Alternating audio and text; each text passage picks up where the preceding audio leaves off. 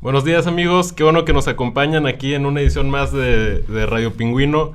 El día de hoy tenemos preparado un programa muy interesante porque tenemos aquí a dos muy buenos invitados que ya se los presentaré.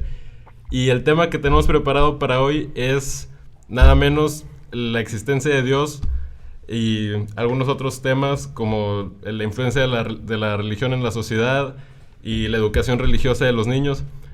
Y bueno, el espíritu de este ejercicio de debate y de pensamiento es fomentar el pensamiento crítico, el intercambio de ideas, y seguramente no saldremos con una conclusión terminante sobre este tema, pero sí con un panorama mucho más enriquecido. Entonces, me da mucho gusto presentar al hermano Santiago. Buenos días, hermano. Buenos días, Carlos, mucho gusto. Gracias. Y a Daniel Reynoso. ¿Qué onda? Muchas gracias por estar aquí, padre, por acompañarnos y por estar abierto a tocar estos temas que pueden ser controversiales y que hasta pueden... Porque lo que tienen estos temas es que tocan temas que son muy sensibles para ciertas personas porque implican sus creencias más profundas. Entonces, pues muchas gracias por estar aquí compartiéndonos su experiencia. No, hombre, para mí es un gusto. Yo siempre le digo a los jóvenes con los que trabajo que si ellos no llegan a poner en duda su fe y a resolver sus dudas, no va a ser su fe, sino la fe de otros. Y entonces Está bien, en cierto sentido, dudar de tu fe para darte tus propias respuestas y estar convencido de lo que crees. Claro, sí, de entrada un reconocimiento, la verdad, al Padre Santiago por esta apertura y por esta pues, madurez intelectual, ¿no? Que hace mucha falta. Y no en la religión, en la sociedad, en todos lados. Empezando ya los golpes. Pero bueno, ¿cómo empezar a abordar este tema? Daniel, tú que defiendes la postura de que no existe Dios, ¿por qué piensas que Dios no existe? ¿Cuáles son los argumentos que te llevan a pensar esto? Pues bueno, primero quiero empezar platicándoles un poquito mi experiencia. Yo estuve en un colegio legionario desde chiquito y fui creciendo con la religión. Ha sido parte de mi familia desde siempre y culturalmente, como la mayoría de los mexicanos, pues la religión católica es la que más conozco y la que más conocemos y la que practiqué por mucho tiempo. Sin embargo, llegó un momento, probablemente en mi adolescencia, que empecé a tener dudas de fe, las típicas. Y tenía conversaciones con mi director espiritual y por dos razones en particular. Una, porque las direcciones espirituales eran en tiempo de clase. Entonces yo aprovechaba cualquier excusa para salir de clase. Y ya estando afuera, para que duraran más estas direcciones espirituales, pues yo le decía al hermano que me daba la dirección espiritual que tenía dudas de fe y siempre he tenido como... Es parte de mi personalidad discutir y el debate. ¿Cuántos años tenías cuando empezaste a tener tus dudas? 12 años, yo creo. 12 años. Y siempre... entonces he debatido estos temas. En mi casa, mi abuelo siempre también era de estar discutiendo el tema. Y a lo que voy con esto es que a mí me decían que la forma de resolver esas dudas de fe era rezando para tener más fe, pidiéndole a Dios entender. Y pues eventualmente ese tipo de respuestas me dejaron de satisfacer y pues busqué una alternativa, y la alternativa que yo encontré y lo que por fin me abrió los ojos fue la biología, en particular el origen de las especies de Charles Darwin. Ahí fue cuando, como que un parteaguas, donde a partir de ese momento me di cuenta que a mí la respuesta que más me satisfacía del universo y de por qué estamos aquí, no la encontraba de Dios o de la religión, sino de la ciencia, y que estaba bien no saber de dónde venimos, está bien no saber el origen de las cosas, porque no lo sabemos, y el peligro de la religión, o lo que más me molestó en aquel entonces, y ahorita que lo entiendo, pero que lo que más critico, es que la religión lo que hace es dar una respuesta que no sabemos, o sea, es darle una salida a ese desconocimiento o a esa ignorancia actual. Entonces, bueno, a partir de ahí empecé a formular y a crecer en mi entendimiento de por qué no creo en Dios y por qué no necesito ese Dios, ni para encontrar mi moralidad, ni para saber la diferencia entre el bien y el mal. Entonces, no dejé de necesitar llenar esos vacíos de mi vida con Dios. Bueno, ahora, hace un momento que mencionabas tu interés en la biología, me hizo pensar, no necesariamente las ciencias, y en especial la biología, están peleadas con la religión, ¿no? Mendel el científico que analizaba los chícharos era un sacerdote también. Entonces, ¿qué opina usted, padre? ¿Con qué le gustaría empezar? Así es. Bueno, antes que nada yo estoy ahora como estaba el hermano que platicaba con Daniel. A mí me toca platicar con los jóvenes y me encuentro con muchos Danielitos también por ahí, ¿verdad? Sí. Y me gusta mucho, a mí me apasiona eso. Y he visto que como iglesia muchas veces hemos caído en el error que cometimos, y digo cometimos, aunque no, yo no estaba, ¿no? Pero cometimos con Daniel, ¿no?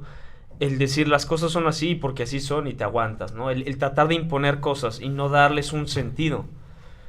Y muchas veces pensamos, como decías hace rato, Carlos, que fe y razón están peleadas y no lo están. Ciencia y fe no están peleadas. Fe y razón no están peleadas.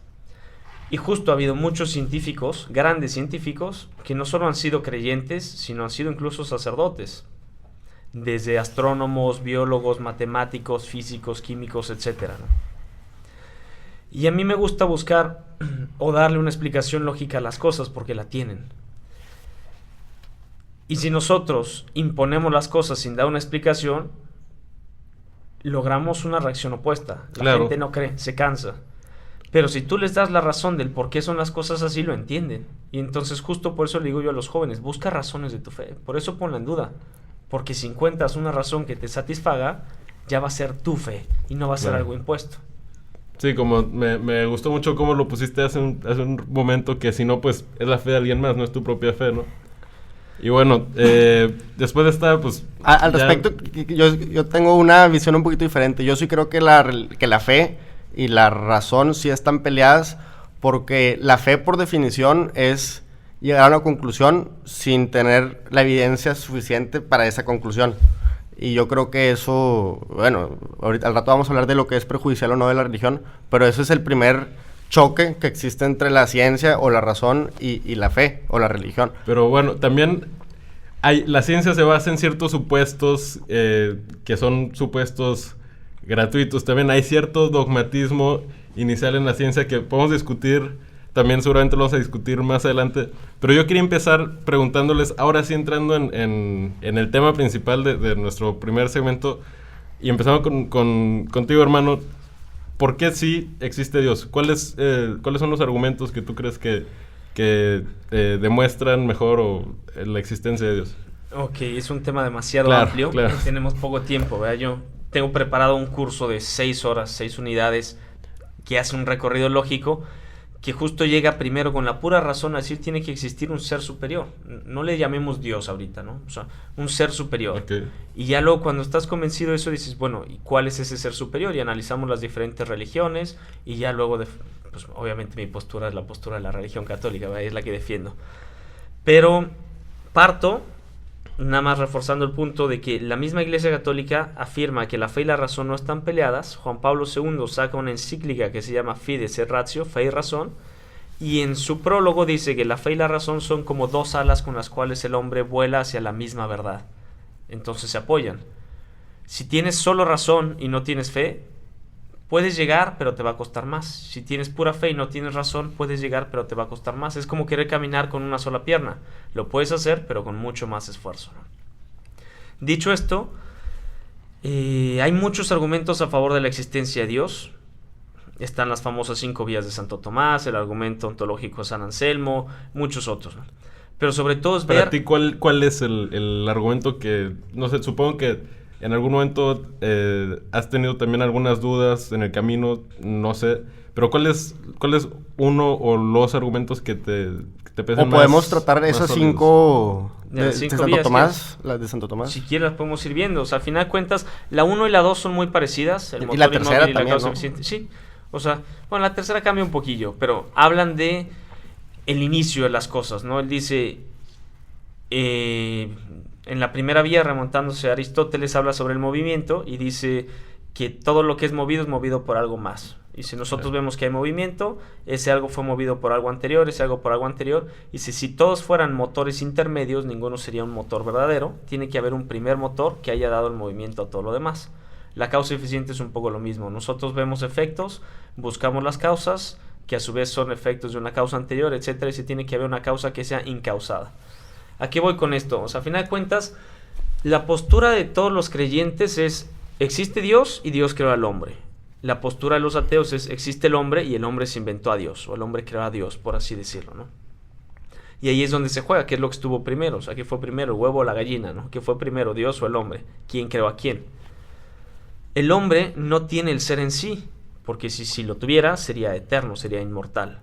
Y vemos que morimos. Entonces no tenemos el ser en nosotros mismos, no tenemos la existencia en nosotros mismos, sino que la tenemos participada y comunicada de alguien más que la tiene en sí mismo.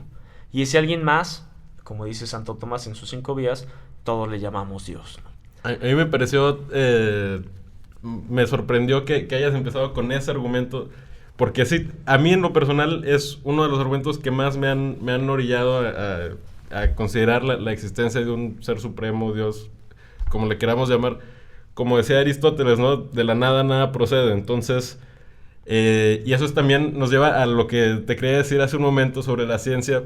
De hecho, las teorías, la que está más aceptada en la actualidad sobre la creación del universo por parte de la ciencia del Big Bang, tampoco resuelve ese problema en realidad. O sea, de la nada procede. ¿Qué venía? O sea, ¿de dónde surgió ese primer átomo del cual sale todo el universo según la teoría del Big Bang? No se explica. El Big Bang explica desde la explosión en adelante, pero no explica de dónde salió. Sí. Entonces, por eso decía yo también que en la ciencia hay ciertos dogmatismos que a veces no están muy visibilizados.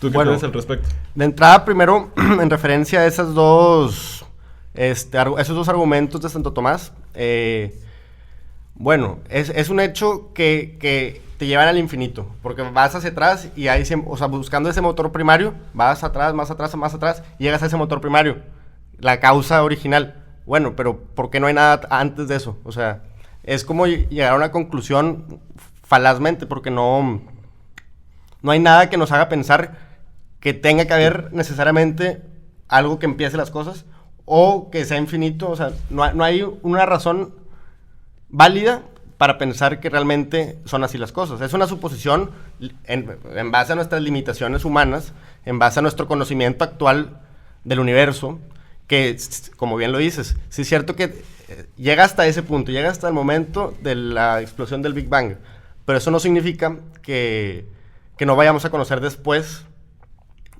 una respuesta que mejor... O sea, ese argumento también me parece que es como el Dios de los vacíos. O sea, aquello que no entendemos, aquello que todavía no tenemos una respuesta, le damos ese nombre de Dios ahorita.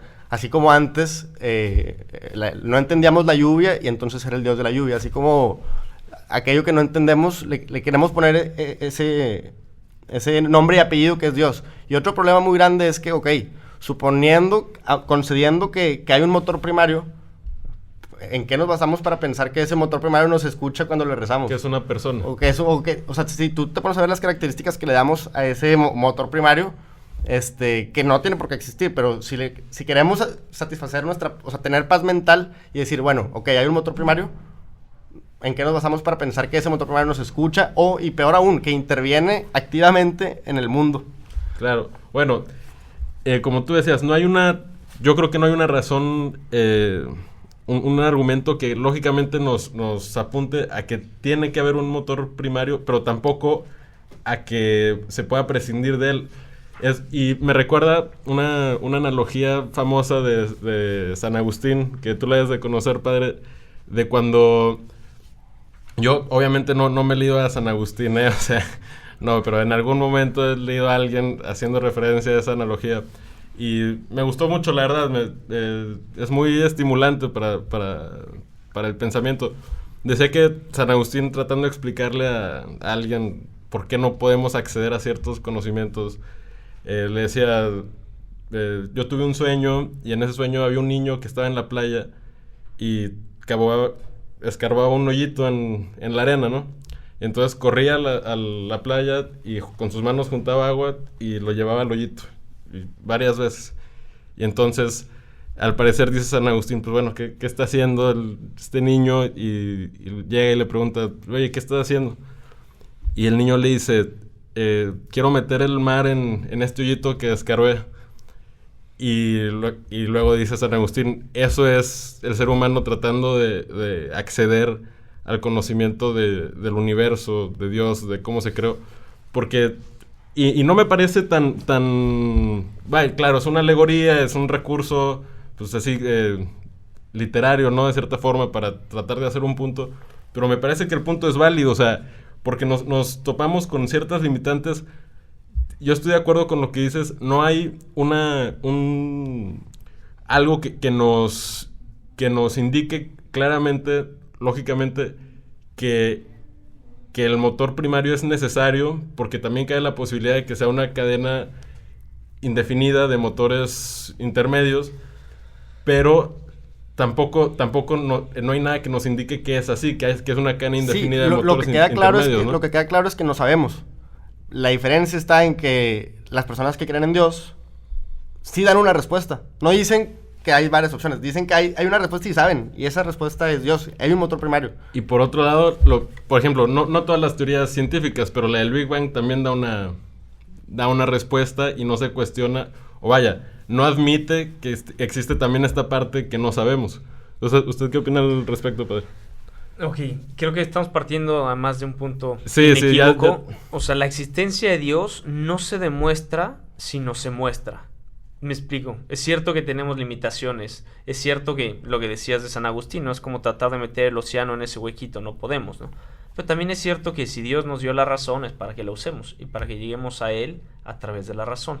El problema es que muchas veces queremos demostrar la existencia de Dios como si fueran matemáticas. Entonces, a cada ciencia le corresponde su objeto propio y su método de estudio. Uh-huh. Y entonces, así como las matemáticas tienen su método de estudio, así como la física tiene su método de estudio, la religión tiene, digamos, su método de estudio. Y no podemos probar la religión con matemáticas, ¿no? Y ese es muchas veces el error. De la religión sería la filosofía. La teología. Y la filosofía. La filosofía es una herramienta para la teología. Pero lo que voy con esto es a que no vamos a tener nunca una certeza matemática de la existencia de Dios. La ciencia no lo va a poder dar. Porque, digamos, el objeto propio de la ciencia, de la anatomía, de la biología, de todo eso, no es Dios, sino de la teología. ¿Sí? Entonces, dicho esto, la existencia de Dios la podemos mostrar, pero no demostrar. Otro punto importante, la teoría del Big Bang que decían. Hay que entender que la teoría del Big Bang no está peleada con la doctrina católica. Es más aún, la teoría del Big Bang fue propuesta en un inicio por un sacerdote católico. Yo no lo sabía. Entonces, lo que dice la teoría del Big Bang es que hubo una explosión y a partir de ahí se creó el universo. La cosa es como decías hace rato, ¿quién causó esa explosión? ¿O qué es lo que explotó? ¿Qué había? Tenía que haber algo desde un inicio. Decía Einstein que lo más incomprensible del universo es que es comprensible. Y quizás ese es otro de los argumentos más fuertes para mí de la existencia de Dios. Y que es la quinta vía de Santo Tomás, el orden en el mundo. Tú ves que hay un orden en el mundo y ves que están los planetas y que giran alrededor del Sol en una órbita que no está trazada, pero que aún así la mueven. Y está la fuerza de la gravedad que de por sí no tiene una explicación o un sustento lógico. Y hay muchas cosas en el universo que se van viendo que hay un orden preestablecido que no tiene razón de ser, que alguien tuvo que haber puesto ahí. Y por eso decía Einstein, lo más incomprensible es que es comprensible, es que todo tiene sentido. Pero tiene sentido si alguien se lo dio. Y supongo que en ese punto no estás de acuerdo. No, me gustaría hacer una comparación. Él estaba hablando a nivel cósmico, el orden que existe en el universo, o el aparente orden que aparenta un diseño de una fuerza diseñadora superior. En la biología, por mucho tiempo, así se pensaba. Veíamos un ojo humano y con su increíble capacidad para distinguir colores, para distinguir formas, distancias. Podemos ver las alas de un pájaro y todo indica que hay diseño. Pero ya está superada esa idea de que se diseñó las cosas como son. O sea, por ejemplo, en la biología son cambios incrementales moldeados por la selección natural. Y eso explica cómo de algo muy simple, como la vida inicial, se puede llegar a algo tan complejo como la diversidad que vemos ahorita, con el simple transcurso del tiempo y con el moldeo de la selección natural, sin necesidad de un agente superior que diseñe algo como un ojo, que diseñe algo como una ballena. Cualquier característica en el mundo natural que veas parece diseñada porque tiene una función y porque la cumple perfectamente. Pero eso no significa, y, insisto, está superado por la ciencia, que haya un diseño atrás del mundo natural. A nivel cósmico, o sea, el origen de las especies de Darwin nos da una idea de cómo se puede pasar esto a nivel cósmico, con el transcurso del tiempo, porque es increíble la cantidad de tiempo que ha pasado y no todo ha sido orden. De hecho, el universo está diseñado, no para el ser humano, porque el ser humano prácticamente no puede vivir en ningún lado más que en este microscópico lugar. Entonces, yo no veo ese diseño superior. No estoy tan seguro de eso que afirmas, de que la ciencia ya tiene superada esa idea, porque el tema de la evolución y la biología para mí es fascinante. Uh-huh. Y yo pienso, por ejemplo, hay elementos evolutivos, elementos de los animales, de las plantas, que sí, como tú decías, pareciera dar la impresión del diseño de un ente que comprende más allá del animal, de la planta, etcétera. Uh-huh. Porque no me parece que la ciencia haya logrado explicar realmente con claridad cómo se da esas adaptaciones. Sí, claro, sabemos, la teoría de la evolución nos dice que a través del tiempo, por la adaptación, pero no me parece que se explica realmente adaptaciones que escapan al entendimiento del propio ser en sí, de la especie. Por ejemplo, estoy pensando en estos animales que se camuflan, uh-huh. O, por ejemplo, tú que estás hablando de la aparición de los ojos, ¿no? O sea, la aparición de los ojos en una especie que previamente no los tenía, implica que tiene que haber habido una concepción de lo que es la luz para... Bueno, vaya.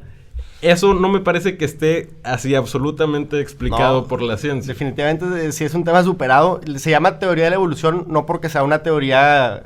es que tiene dos acepciones la palabra teoría. Por ejemplo, la teoría de la conservación de la materia.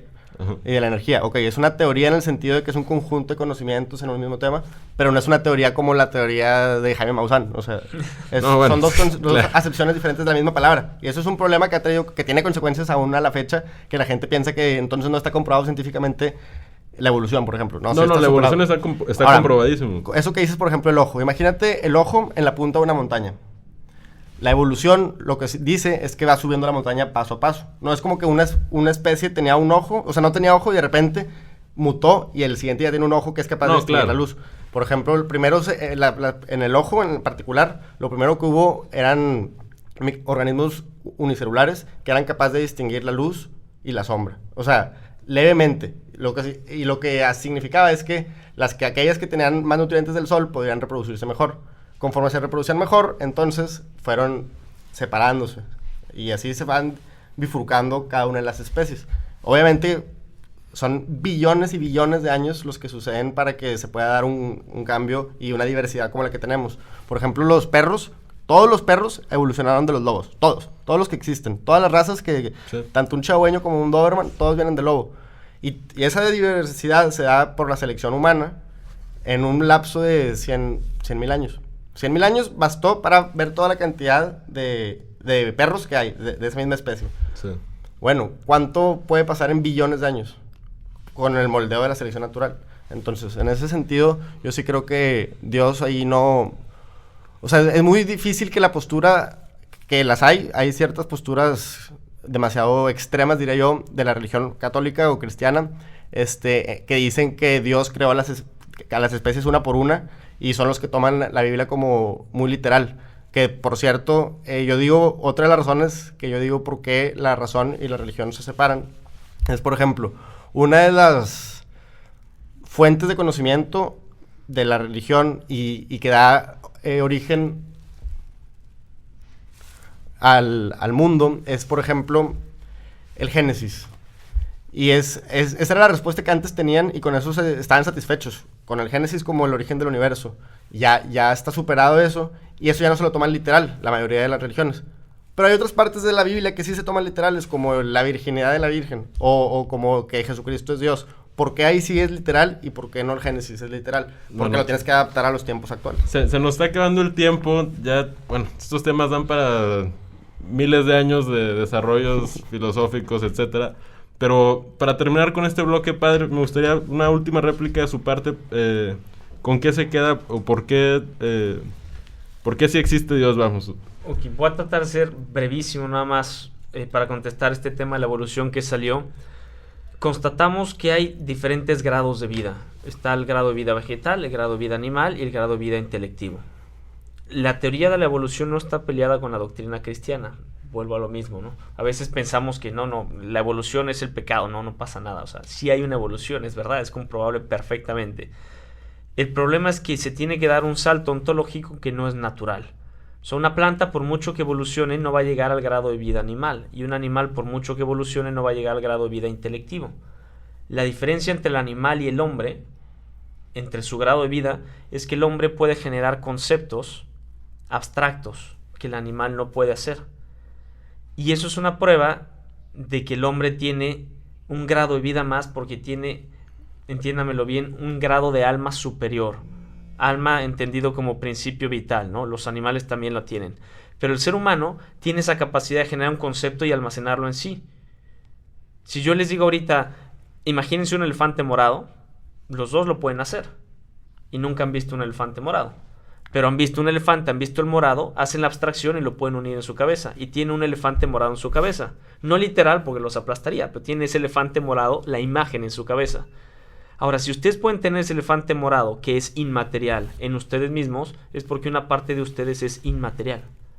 Y esa parte inmaterial es el alma. Y si es inmaterial, es incorruptible por definición.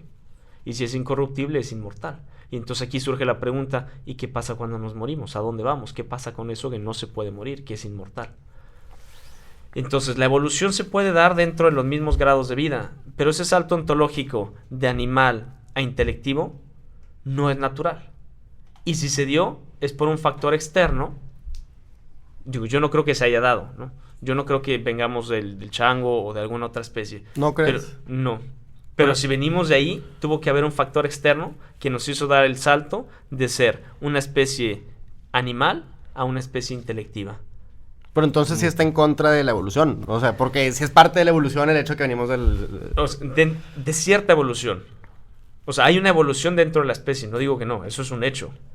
Pero yo creo que llega un límite que la evolución no puede cruzar naturalmente, que es justo ese salto ontológico. Pasar del ser grado de vida animal o sensitivo al grado de vida intelectivo. Entonces, digamos que la religión, en este caso la religión católica, es compatible con cierta teoría de la evolución, pero no con la teoría darwinista de la evolución. Incluso con esa, o sea, si venimos del mono, puede ser que venimos del mono. La religión no dice que no. Nada más dice, si evolucionó del chango, si evolucionó del mono al hombre, tuvo que haber en cierto momento una acción de Dios que infundiera el alma intelectiva en ese cuerpo sensitivo. Aún en la capacidad intelectiva del ser humano es gradual. No se da de un momento a otro. O sea, no es como que en un momento no tenemos ni nada de capacidad y de pronto ya tenemos.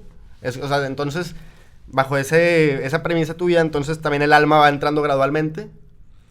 O sea, va creciendo conforme evoluciona la especie. Sí, va creciendo y se va perfeccionando conforme evoluciona el individuo, no tanto la especie. Pero sí. Bueno, se nos acabó el tiempo, tenemos que cerrar este primer bloque. Claro que quedan muchísimas preguntas, pero bueno, todos sabemos que un tema así no lo íbamos a concluir en media hora, ¿no? Lo importante y lo que los invito a todos es a leer tanto en religión como en ciencia o cualquier fuente que tengan para enriquecerse y para poder llegar a tus propias conclusiones, ya sea en tu religión o en tu forma de pensar.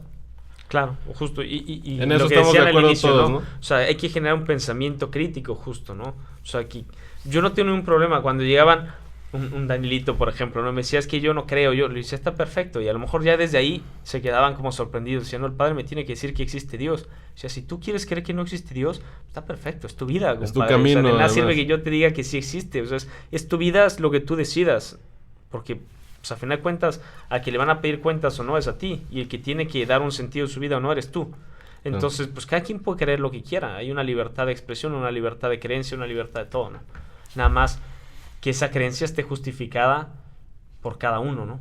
Que sea algo pensado y no algo impuesto, ni para el ateo ni para el creyente, ¿no? Claro. Yo estoy de acuerdo también con ustedes dos en ese punto. Y pues bueno, pasamos al siguiente bloque. Muchas gracias por su atención y continuamos. Creo que tienes que aplaudirlo. Aplaude, sí. La... No, cuando se prenda el... Ok, va. Buenos días, estamos aquí en la cápsula Pingüino. Continuamos con Daniel Reynoso y el padre Santiago.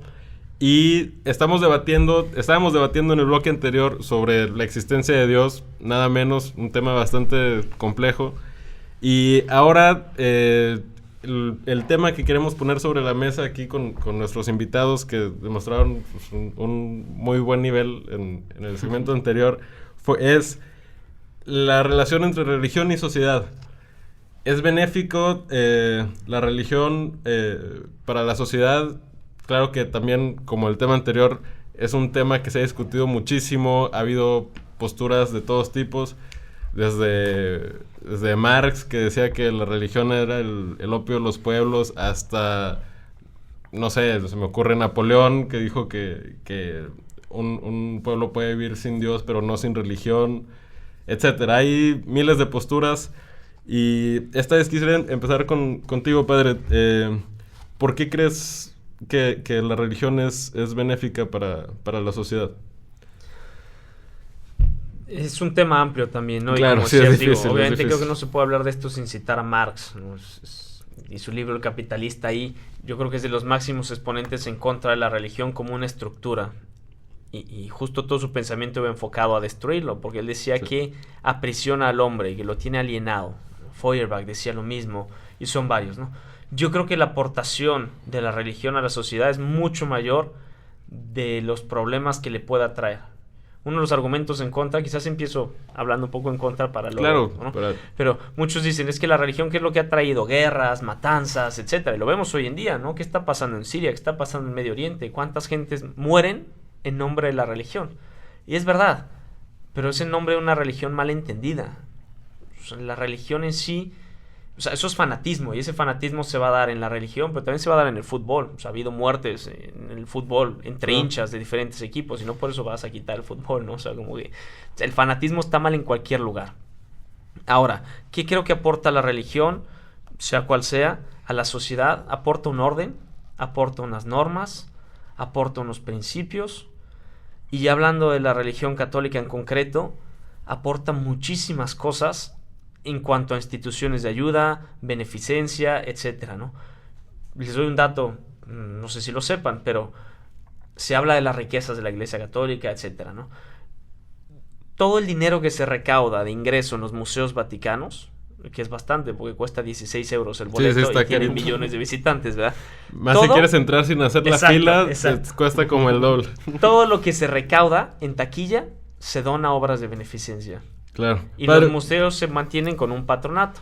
Disculpe por interrumpirte, Sí. pero más que hablar del rol de la Iglesia Católica como institución, me gustaría que nos quedamos más en la parte de la religión como doctrina, como modo de vida, como estilo de vida. Decías hace un momento que uno de los beneficios que aporta la religión, y en concreto la católica, es que aporta un orden a la sociedad y unos valores morales, Justo, ¿no? una Ya lo jerarquía de valores, ya ¿no? lo decía Fyodor Dostoyevsky en su novela Los hermanos Karamazov. Él tiene una frase que a mí me encanta, que dice: si Dios no existe, entonces todo está permitido. Y es justo eso. Si tú sacas a Dios de la ecuación, entonces puedes hacer lo que quieras. Pero si tú lo metes, hay ciertas normas que debes de seguir, independientemente de la religión, ¿no? Cada religión tiene un código de conducta, por así decirlo. Pero es ese orden el que te aporta. Y te aporta un sentido a la vida. Hablando del individuo, también está comprobado que el suicidio, el índice de suicidios es mayor entre gente no creyente que entre gente creyente. Porque el que cree le pone algo que le da sentido a su vida. Y el que no cree, pues muchas veces no tiene en dónde sustentar su vida. Daniel, ¿podemos tener un sentido para la vida prescindiendo de la religión? Yo estoy profundamente ofendido. Perdón. No, está bien. Estoy profundamente ofendido, por aquellos que piensan, incluyendo a Santiago, que la religión tiene como monopolio de la moralidad, o que la religión en este caso la católica, pero en cualquier religión, que tenga la única respuesta o la única posibilidad para tener una vida moral o para un orden en la sociedad. Yo creo que sí es cierto que históricamente, al ser la religión una parte de la sociedad, así se fue dando el derecho, por ejemplo, que el derecho está en sus orígenes muy basado en la religión, y el derecho natural, el iusnaturalismo, viene precisamente de conceptos religiosos. Pero el pensar que es la única opción para el ser humano, para la humanidad, para la sociedad, de ordenarse o de saber lo que está bien y lo que está mal, o lo que es perjudicial o no para la especie, para la colectividad, que la única respuesta sea a través de la religión, bueno, me parece ofensivo y equivocado, más sobre todo equivocado. Ofensivo, por lo tanto, que no me ofendo porque, digo, son palabras y qué bueno que salgan estos intercambios. Pero sobre todo yo creo que es una idea equivocada y no veo una razón para pensar que nada más a través de la religión puedas saber lo que está bien y lo que está mal. ¿Por qué van a tener la religión ese monopolio? No sé si me puedes ampliar. Déjame ahondar un poquito más en eso. ¿Tú piensas que el ser humano en sí mismo ya tiene una noción de moralidad, de lo correcto y lo incorrecto, y que no es necesariamente una doctrina religiosa o de cualquier tipo la que viene a... Claro, una doctrina te dice, según sus postulados, sus parámetros, en qué consiste el bien y el mal, pero la noción de bien y mal, correcto e incorrecto, ya nos viene dada por... Mira, de entrada ni siquiera es exclusiva del ser humano la moralidad. Por ejemplo, los simios, los orangutanes, por ejemplo, si uno de la manada encuentra alimento y no le avisa a los demás, y después los demás se dan cuenta que encontró alimento y no les dijo, lo matan a patadas, a golpes. Entonces, es un sistema moral muy rudimentario, pero igual que todas las características humanas, son resultado de una evolución. En el caso particular de los humanos, se puede llegar a concluir ciertas cosas que son como buenas o como malas, dependiendo obviamente del momento histórico, y porque eso también ha cambiado. Aún dentro de la Iglesia Católica y de la religión en general, ha evolucionado la visión de lo que se está bien y lo que se está mal. La Iglesia está un poco impedida porque como lo que está bien y lo que está mal viene por revelación o viene por otras fuentes ajenas a las humanas, es un poquito más tardado el progreso. Es más rígido. Es más rígido el progreso. Pero, ¿qué tal qué tienes que decir respecto del punto que tenía el padre en cuanto al orden que puede imponerse en una sociedad? Porque justamente esa condición de rigidez implica cierto orden, cierta estabilidad, ¿o no? Podrá ser estable, pero igual es inmoral. De hecho, hay varias, ahorita voy a mencionar algunas prácticas o doctrinas religiosas, católicas en particular, que es la que yo mejor conozco, que para los estándares actuales son completamente inmorales e indefendibles, que la religión aún defiende porque está atorada en los dogmas y en el... ¿Pero crees que podría haber un orden funcional en una sociedad prescindiendo de la religión? Definitivamente, y espero que en un futuro así sea. Y el orden, no es casualidad que en todas las democracias vigentes, la religión quede afuera de la creación de las leyes. Y es algo benéfico. Entonces, definitivamente ese es un claro ejemplo de cómo la religión se va separando cada vez más de la visión moral y de la ética, porque lo que tiene que aportar está superado. Por ejemplo, pero nada más, antes de que entremos en ejemplos concretos, que me interesa mucho ver a qué te refieres con eso que mencionaste antes. Es cierto, o sea, hay una moralidad grabada en el hombre independientemente de su religión, ¿no? Hay que distinguir también diversos niveles de leyes, así como por ejemplo aquí tenemos el reglamento o código civil de San Pedro, digamos, ¿no? De Nuevo León, y está la ley federal y está la ley estatal y luego la ley federal y luego el derecho universal, etcétera, ¿no? También están las leyes, digamos, de la religión, pero la ley última es la ley moral natural, y lo dice también la religión cristiana, ¿no? O sea, de hecho dice, hay una frase latina que dice ex internis nec ecclesia, ¿no? O sea, dice, de lo interno ni la iglesia, o sea, de lo que pasa en tu conciencia ni la iglesia te puede decir si está bien o está mal, porque pues nadie lo puede conocer, ¿no? Entonces, tu ley última es la ley moral natural, y para muchos ese es un argumento más de la existencia de Dios. Dice, si el hombre nace teniendo en sí, le voy a llamar conciencia, pues para que entendamos, ¿no? Pero una conciencia que le dice esto está bien o esto está mal, alguien se la tuvo que poner ahí, esa noción del bien y del mal, basada en un bien supremo que le llamamos Dios, ¿no? Padre, Entonces, sí. Perdón, continúa. No, entonces, es verdad que hay una ley moral natural. Y de hecho, ahorita hablamos de moralidad, pero la ética, ha habido toda una discusión a lo largo de la historia. ¿Cuál es la ciencia o la rama de la ciencia que te dice qué es lo que está bien y qué es lo que está mal? La ética. Y la ética es universal, independientemente de la religión. Y justo toda la discusión ha sido si existe un argumento para decir hay una ética universal. Y entonces ha habido diferentes posturas, la postura de Kant, la postura de Hobbes, la postura de, no sé, ¿no? El consecuencialismo, el utilitarismo de Jeremy Bentham. Entonces cada uno va poniendo un poco el decir, según yo, qué es lo que está bien y qué es lo que está mal y en qué me baso para eso. Pero justo, si somos una especie humana, tenemos que encontrar un argumento que diga, esto está bien, esto está mal para todos.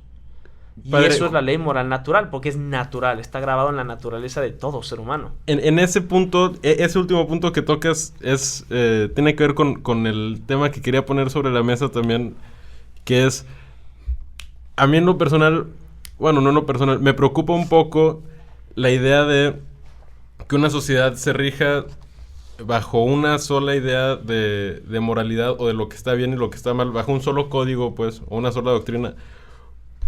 Cuando esta doctrina es religiosa, porque supongamos, si en una sociedad se acepta universalmente que este código no solamente es el código que compartimos todos, sino que además es la palabra de Dios, entonces es incuestionable, entonces se cierra prácticamente el espacio a las minorías y a la pluralidad, a las ideas diferentes, y eso pues históricamente ha llevado en muchas sociedades a la censura, a la represión contra personas que tienen una opinión diferente, o incluso a conflictos violentos, etcétera. ¿Qué nos puede decir al respecto? Estoy completamente de acuerdo, y tienes razón, Daniel, que cada vez se va separando más, digámoslo, iglesia y Estado, ¿no? Y tiene justa razón de ser, y de hecho, si leemos la Biblia, si leemos el Evangelio, cuando se acercan los funcionarios romanos a Jesús para decirle, oye, ¿por qué no están pagando el impuesto? Tenemos que pagar el impuesto, no tenemos que pagarlo, etcétera. Él agarra y dice, a ver, denme una moneda. ¿Qué ven en la moneda? ¿De quién es la cara que está ahí? Y le dicen, no, pues es del César. Dice, ok, al César lo que es del César y a Dios lo que es de Dios, ¿no? Claro. O sea, es decir, el Estado tiene que poner sus leyes propias, es que es obvio, o sea, la iglesia no puede normar las leyes del Estado. Y no para todas las religiones es obvio, ¿eh? De hecho, en ese caso me parece que el catolicismo es una excepción, pero la mayoría de las religiones en el mundo... Y es una excepción en la actualidad. Porque... Bueno, no diría la mayoría de las religiones en el mundo, me corrijo, pero hay algunas religiones en el mundo que piensan que se debe imponer. Que al ser la palabra de Dios... esta doctrina que tenemos aquí debe regir por completo la vida social. Estoy pensando sobre todo en algunos países musulmanes como Irán, pero no todos los musulmanes, porque hay países musulmanes que no tienen un estado religioso, tal cual. Pero por lo menos en el mundo musulmán esa es la tendencia. Sí hay una tendencia hacia la dessecularización. Por ejemplo, Turquía, que había consolidado un estado más o menos laico, más o menos moderno, y ahora está tendiendo, al parecer, de nuevo hacia una islamización del estado como tal. Digo, ese de entrada es uno de los problemas de la democracia. Si la mayoría quiere tener un estado religioso, pues ese es el peligro que enfrentas.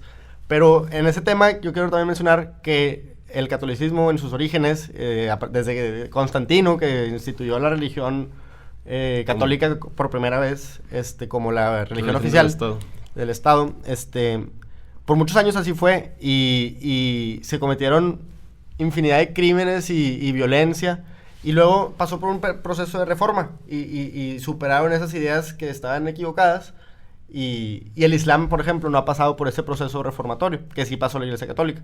Entonces, esa es una de las diferencias que por eso encuentras mucho más radicalizado el Islam que el catolicismo. El catolicismo es un poco más contemporáneo, en el sentido de que sus valores y sus principios son más occidentalizados, son más compatibles con un mundo ideal. Bueno, siempre han sido occidentales. Sí. Sí, estoy de acuerdo. No, pero vaya, te entiendo. O sea, en el catolicismo hay pues una larga tradición por razones históricas de las tensiones entre los papas y los reyes, de que como que ya queda casi entendido, ¿no? Que lo que usted decía hace un momento, padre, que hay un reino de Dios y un reino del hombre y que conviene más que sean esferas separadas. Claro, completamente. Y es cierto que ha habido errores históricos en la iglesia, o sea, es que es un hecho. Y eso es lo único que te demuestra es que pues, está compuesta por humanos, ¿no? Claro. A lo que voy también es... No, ya se me fue que iba a decir, caray. Bueno, yo también a ver, sí. Creo que es importante como que centrarnos más en por ejemplo, ok, ya hablamos de la existencia o no de Dios. Ahora, independientemente de su existencia, sea verdad o no sea verdad la existencia de Dios, ¿le hace bien al hombre que existe una religión o no? En este tema, hay varias razones por las cuales alguien puede decir que sí es buena la religión, como decía el hermano Santiago. Bueno, le da un sentido a la vida.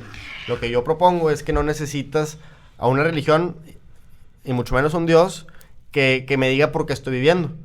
Yo, por ejemplo, que no creo en Dios y no sigo ninguna religión en particular, mi vida tiene sentido y buscas en qué darle tu sentido a la vida, pero no es necesario de la religión. Entonces, bueno, por ese argumento de que necesitas a la religión para darle sentido a tu vida, pues no es exclusivo de la religión.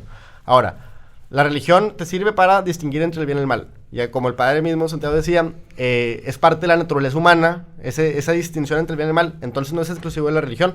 Entonces, una vez más, la religión no es necesaria para saber distinguir entre el bien y el mal. Tan es así que un ateo puede ser una excelente persona y ejemplar y no necesariamente es religioso. Ahora, la muerte. Para saber qué va a pasar, o sea, es como un miedo muy humano el no saber qué va a pasar cuando te mueras. Y yo quiero hacer un experimento aquí con los que escuchen. ¿Qué va a pasar cuando nos muramos? Es cuestión de que cerremos los ojos y pensemos, ok, ¿dónde estábamos antes de nacer? ¿En qué pensábamos o dónde existíamos? Pues no estábamos, no existíamos. Justo eso va a pasar cuando nos muramos. No necesita haber otra explicación sobrenatural. No me voy a encontrar con mis seres queridos. Nadie me va a abrazar y me va a decir que qué bueno que viví. No. O sea, voy a dejar de existir. Pero bueno, eso tampoco hay forma de saberlo.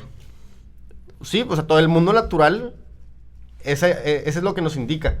Por ejemplo, una vez un sacerdote me dijo, no, es que la existencia del alma que sobrevive a la muerte está comprobada por la teoría de la conservación de la energía, porque nada se crea ni se destruye, solo se transforma. Bueno, efectivamente. Energía, no, y mis células se van a transformar y van a ser parte de otras moléculas y sí, no va a ser consciente. O sea, mi conciencia necesita de mi cerebro y mi cerebro, todo lo que me hace ser quien soy yo es meramente cerebral y químico, y eso se va a transformar y va a dejar de existir.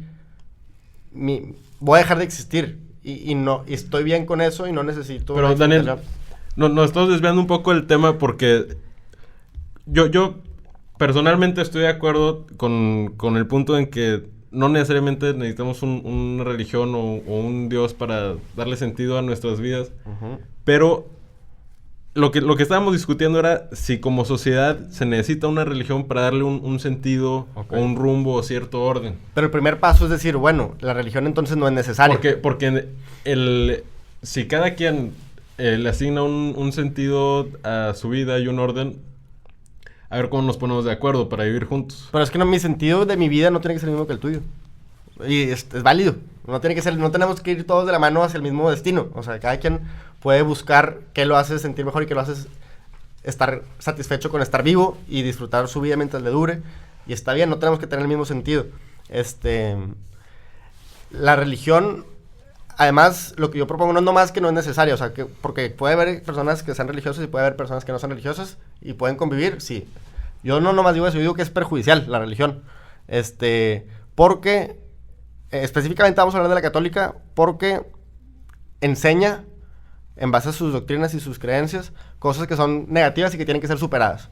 Ya sea que la religión deje de existir o que al menos excreten esas cosas que sobran.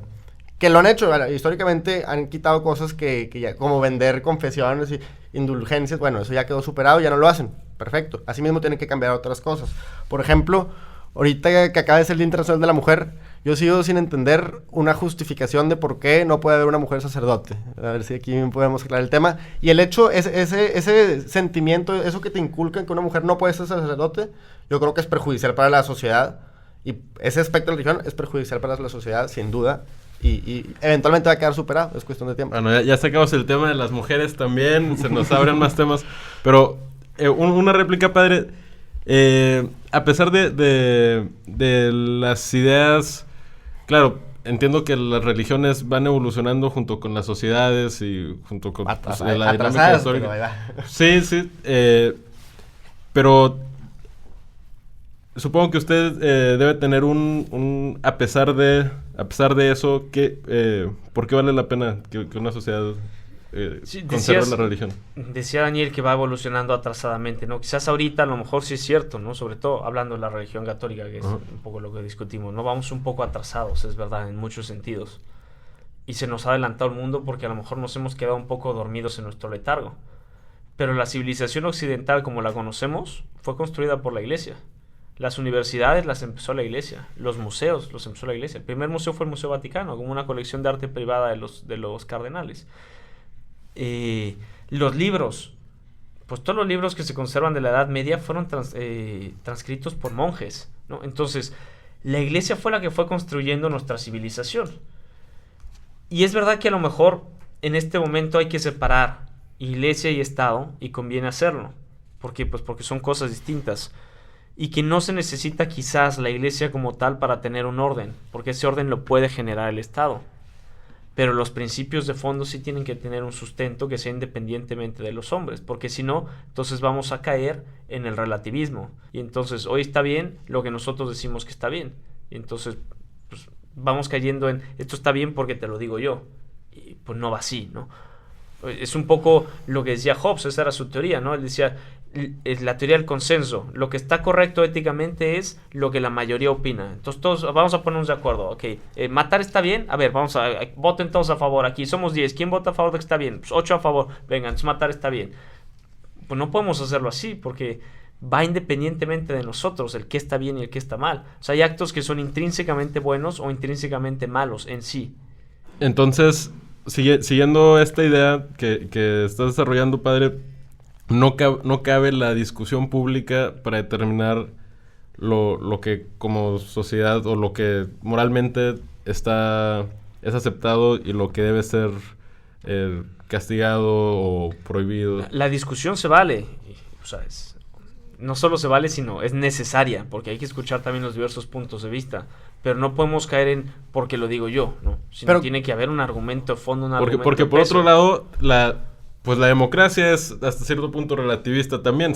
Porque si tuviéramos una sola verdad que todos compartimos, pues ya no... O sea, ya que discutimos, ¿no? O ¿para qué albergamos cierta pluralidad? Así como las características físicas de los seres vivos están sujetas a la selección natural que se va moldeando en base a qué es mejor para el individuo y por eso se reproduce y puede repetirse esa característica, lo mismo pasa con la moralidad. Aquellas prácticas que tengan cerebros a qué transmitirse y que puedan continuar existiendo son las ideas que van a prevalecer. Y es, por ejemplo, ¿por qué ya está castigado, prohibido, mal visto el racismo o las distinciones raciales? Bueno, porque iba avanzando de tal forma la sociedad en que ya no era viable mantener esas distinciones y esa es la idea que predominó y ahorita se mantiene. Así como el feminismo, antes era algo mal visto y ahorita es bien visto, o sea... ¿Cómo así cambian los paradigmas? En ese tema en específico de la segregación racial, por ejemplo, el país, pues el ejemplo por antonomasia me parece el caso de los Estados Unidos y el movimiento por los derechos civiles en los 60s, pues ahí la religión no digo la iglesia porque fueron varias iglesias en realidad, pero la religión jugó un papel fundamental en ese movimiento que llevó a la aceptación por parte del Estado de la igualdad, de los derechos civiles. Justo, y la evolución de la esclavitud también en Europa, pues fue guiada por la iglesia también, ¿no? Y dices de las mujeres, ¿no? Ponías el ejemplo de las mujeres sacerdotas, ¿no? Digo, a lo mejor la iglesia tiene un papel, o sea, digamos, la mujer en la iglesia tiene un papel importante, muy importante. De hecho, hasta se le han dedicado muchas encíclicas a eso, ¿no? Pablo VI, de Mulieribus, ¿no? Ha habido muchos escritos de los papas hablando del rol que tiene la mujer, sobre todo como custodia de la fe y transmisora de esa fe a sus hijos. Pero por otro lado no se reconoce la igualdad de la mujer en la iglesia. En la iglesia. Sí. O sea, en el porque sentido, no pueden ser sacerdotas. ¿Por qué? O sea, porque su rol es la familia, o sea... No por eso. O sea, el fundamento de por qué no puede haber sacerdotes mujeres es porque el sacerdote viene, o sea, el sacerdocio es un regalo, por así decirlo, que da Cristo al sacerdote.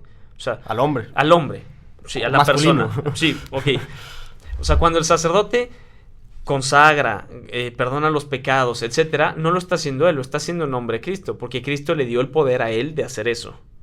Pero justo Cristo se lo dio a él, no a ella. Es misógino. Y cuando instituyó... No era misógino. Por algo es. Pero ¿por qué Cristo... ¿por qué una mujer está impedida para recibir ese regalo de Cristo, según la doctrina? Pues simple y sencillamente porque Cristo no se era los dio. hombre. O sea, puede ser, o sea, porque Cristo era hombre y porque lo instituyó. No es que no tuviera seguidoras, tenía. Y ahí en la última cena, cuando instituyó el sacerdocio, estaban los apóstoles a quienes les dio el sacerdocio y estaban también las mujeres. Y a ellas no se los dio. Ahora, también luego dicen, no, es que ¿por qué nosotras no? Digo, bueno, pues, o sea, sí es cierto que a lo mejor no hay mujeres sacerdotas, pero pues la única persona humana que puede decir que fue madre de Dios, pues es la Virgen, y era mujer, ¿no? Entonces, pues también ahí tiene otro papel la mujer, ¿no? Entonces justo le dio otro rol a la mujer, que es como conservar esa fe. Ok. ¿Por qué no? Les propongo que pasemos al siguiente tema, porque otra vez se nos va el tiempo rapidísimo.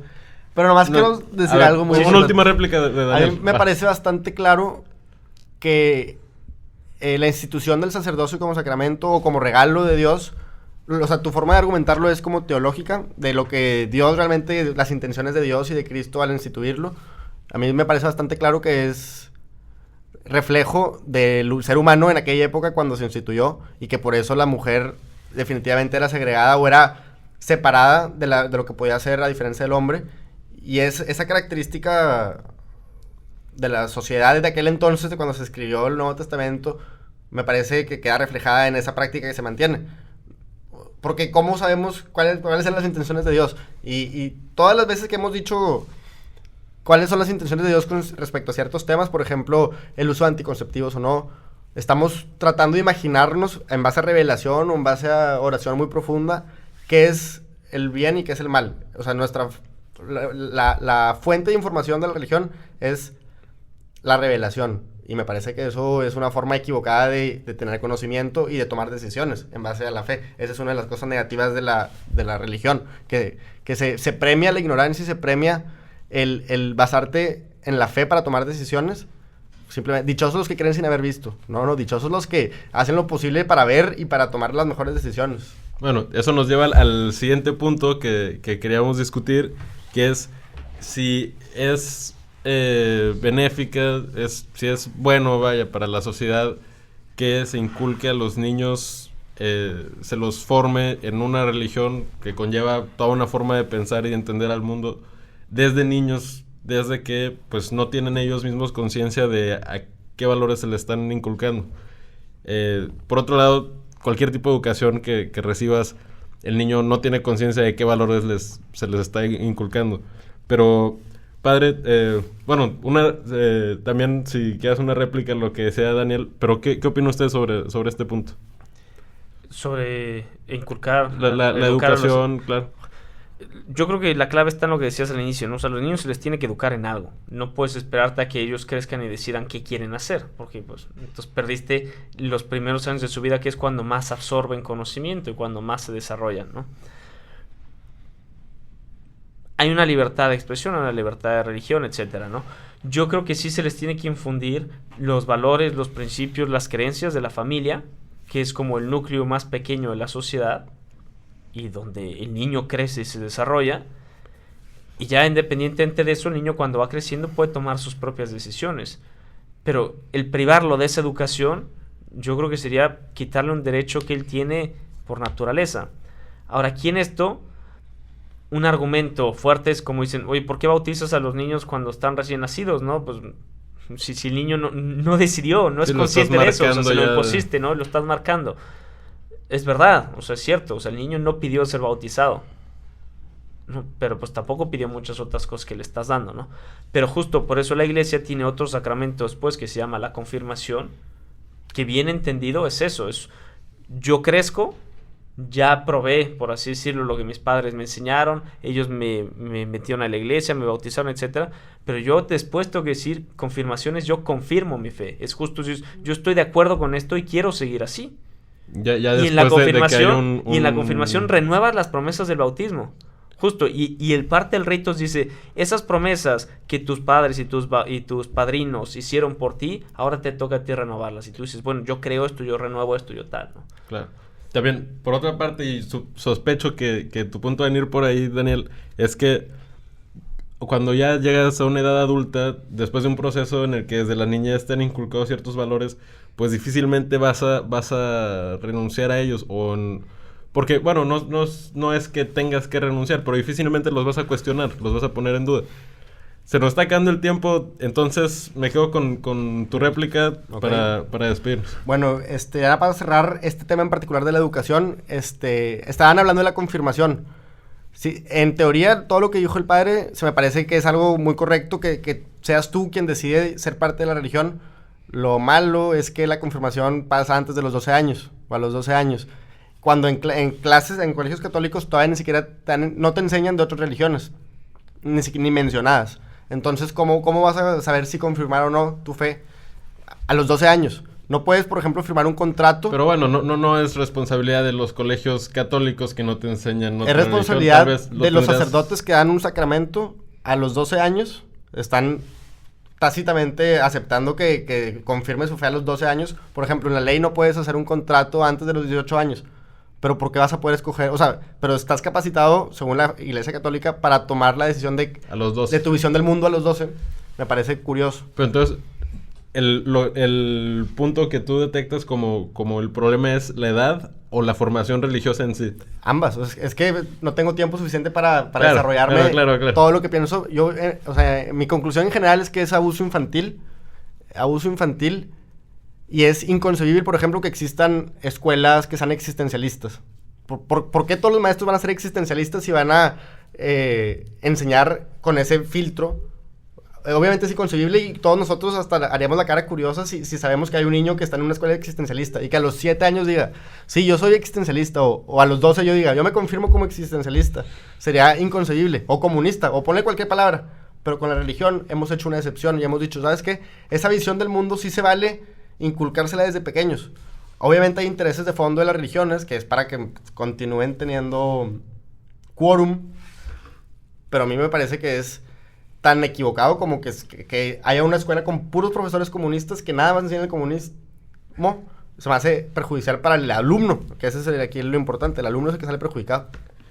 Por otro lado, en las familias, como pues lo que decíamos al principio, siempre se inculcan los valores familiares a los niños, a los hijos, y de igual forma no tienden a ser dentro del seno familiar. La excepción es que haya una visión pluralista. No, imagínate, mi familia es rayada, todos lo van a rayado. Okay. Me lo inculcaron desde chiquito, yo soy rayado. ¿Por qué soy rayado? Porque me lo inculcaron. Pero no podemos comparar ciertas cosas que se le inculquen a los hijos como algo como la cosmovisión, que es lo que implica una religión. Es una diferencia muy grande. Además, otra diferencia con respecto a enseñar la educación es enseñarla en el aula, en las escuelas.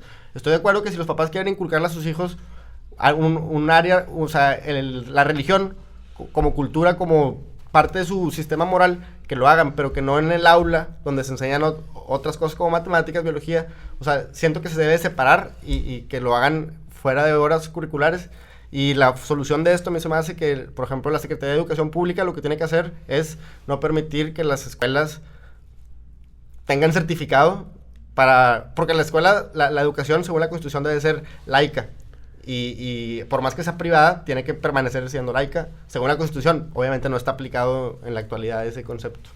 Pues bueno, se nos acaba el tiempo, padre. Sí, No, digo, termina, ahí nada más yo breve. creo pues está la libertad de cada uno, ¿no? Está la educación laica y pues cada uno puede meter a su hijo al colegio que quiera, ¿no? Y entonces... Pero debería estar prohibido la educación religiosa, es lo que yo digo. No, yo no creo que no, porque pues a final de Usted cuentas dice si que tú deberíamos quieres... tener la opción de Está elegir. está la opción de elegir. Y si tú metes a tu hijo, y si tu hijo recibe clases de religión en la escuela, es porque tú lo metiste a una escuela religiosa. Porque escuelas laicas hay muchas también, ¿no? Y a lo que voy es, pues el padre también en los primeros años decide por la educación de su hijo. Como tú decías, el niño no puede decidir su educación, no puede firmar eso, ¿no? Cada quien habla como le fue en el baile. Digo, yo me confirmé a los 18 años, ¿no? Y no obligado por nadie. Y yo en clase de religión, en la que doy en la escuela, les expongo todas las religiones, no nada más la cristiana, justo porque les digo, ustedes tienen que conocer todo. Porque si no, pues no pueden tomar una decisión propia. Entonces, a lo que voy es... No está en el error de, o sea, si se enseña o no, sino en cómo se enseña muchas veces. A lo mejor ahí está el problema.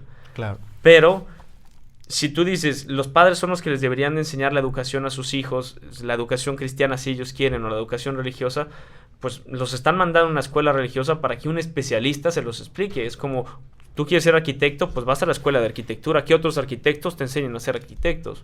Yo no sé Bueno, si sea la ya política... se nos acaba el Ahorita te tiempo, pregunto. Daniel. Da para muchísimo más, como el bloque anterior, nos quedamos ahí con una sensación de que quedan muchas cosas que decir, pero pues bueno, se nos terminó el tiempo, nos dio mucho gusto que nos acompañan y espérenos en próximas ediciones de Radio Pingüino. Hasta la próxima. Muchas gracias. Gracias, hasta luego.